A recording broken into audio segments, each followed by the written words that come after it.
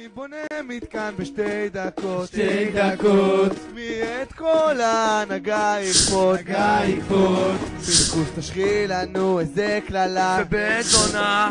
כן, מי שולט לכם בהנהגה?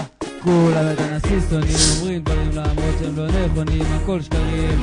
הם יודעים שזה טעות, תגידו בכנות, ראשון בחנאות. הנשיא פה מתרבים, לא מפסיקים, חניכים כבר לא סופרים, לא נגמרים. הוא נחתם בהיסטוריה, נשיא זה לא תיאוריה. שברנו את השיא, מי מזיע לידי, זה ודאי האח שלי, אדום שחור בנשמה. הנשיא זה משפחה, מי שולט בהנהגה, מי השבט השוגע. שמתם מים, צבים עליכם זית, תנו לנו דקה, נבנה לכם מתקן. לכם מתקן. נשיא זה ההבדל בין טוב למצוין. מצוין. פינקוס תשחיל לנו איזה קללה שלי אמא שלך, כן, מי שולט לכם בהנהגה? הנשיא זה מסוכן, נכנס לכאן, הגיע הזמן הבלאגן, חפף לי כאן.